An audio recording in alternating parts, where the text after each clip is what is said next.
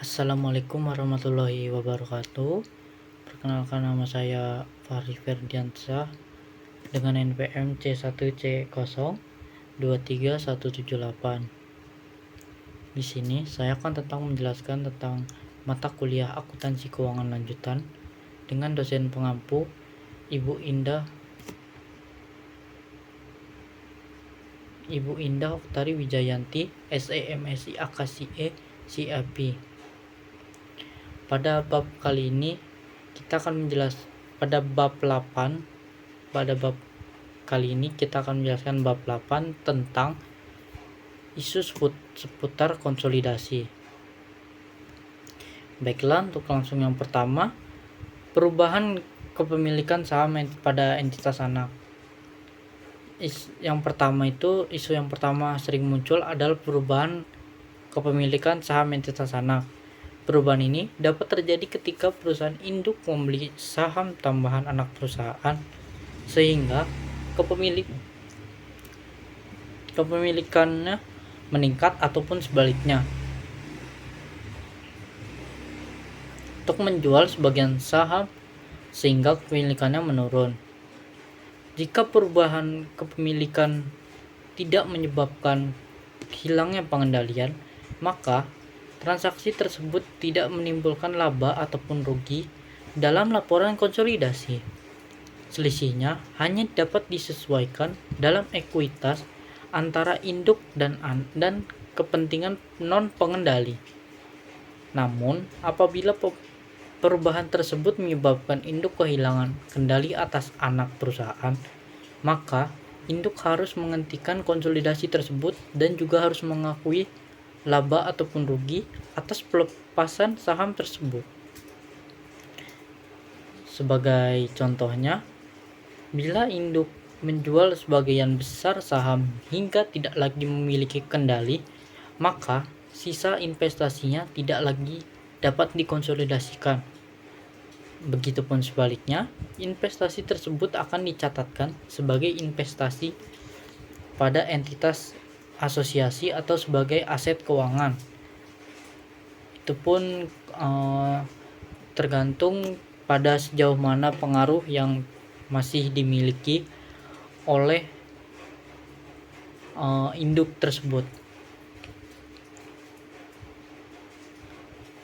Pengaruh potensial dari voting right.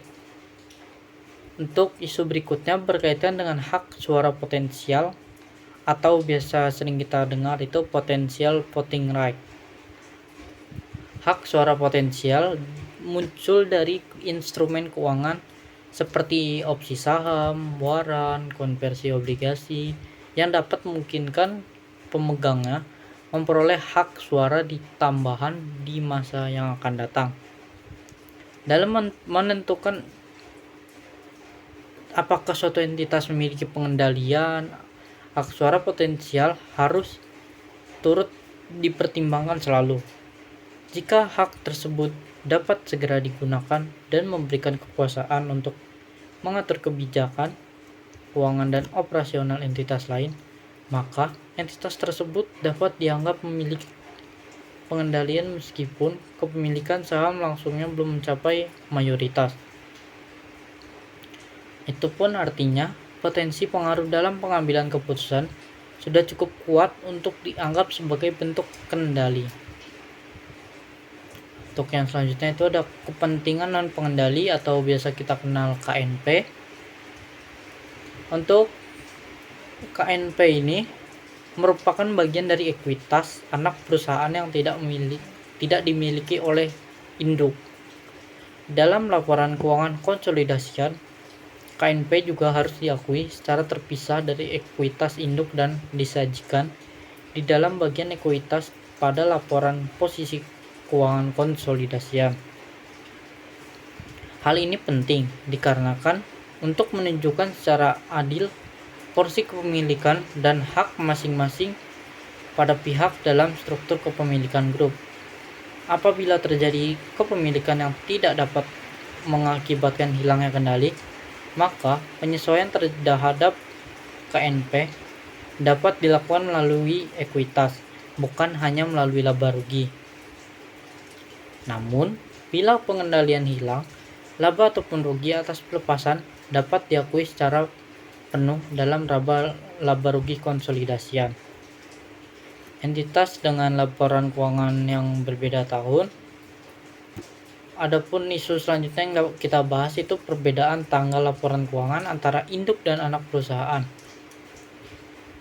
Seluruh entitas dalam grup harus menyusun laporan keuangan dengan tanggal pelaporan yang sama agar proses konsolidasian tersebut dapat berjalan dengan konsisten atau lebih terstruktur lah, lebih terarah gitu kan. Namun, apabila hal ini tidak memungkinkan, laporan keuangan anak masih dapat digunakan asalkan selisih tanggalnya tidak lebih dari 3 bulan dari laporan yang telah induk berikan. Dalam kondisi seperti ini, perusahaan perlu melakukan penyesuaian terhadap transaksi dan yang terjadi antara dua tanggal laporan tersebut. Langkah ini dapat bertujuan agar laporan keuangan konsolidasian tetap relevan, akurat, dan mencerminkan kondisi keuangan terkini dari seluruh entitas dalam grup. Transaksi antar entitas dalam satu grup. Transaksi seperti penjualan barang, pemberian jasa, ataupun transfer aset tetap antar induk dan juga anak dapat menimbulkan laba atau rugi yang belum terrealisasi dari sudut pandang grup secara keseluruhan. Maaf jika suara saya tidak terdengar dikarenakan di luar sedang hujan. Baiklah, saya lanjutkan. Dalam proses konsolidasi, laba atau rugi tersebut harus dieliminasi dikarenakan secara ekonomi belum ada keuntungan nyata yang dapat diperoleh dari pihak luar grup.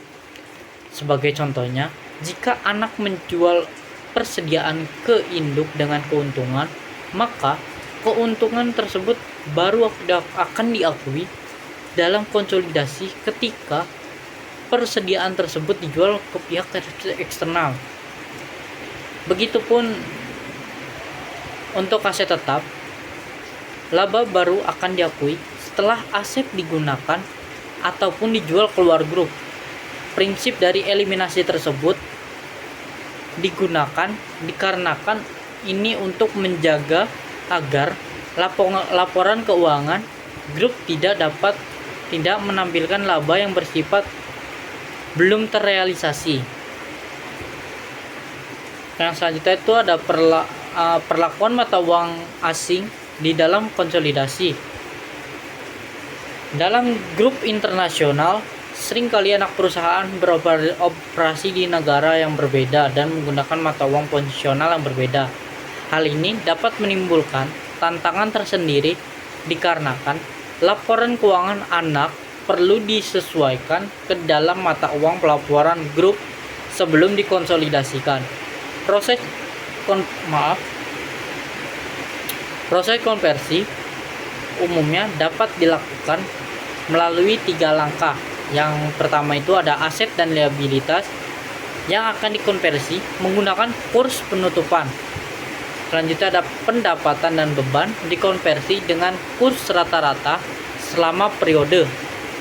Untuk yang terakhir itu ada selisih penjabaran mata uang asing diakui sebagai komponen ekuitas pada laporan konsolidasian.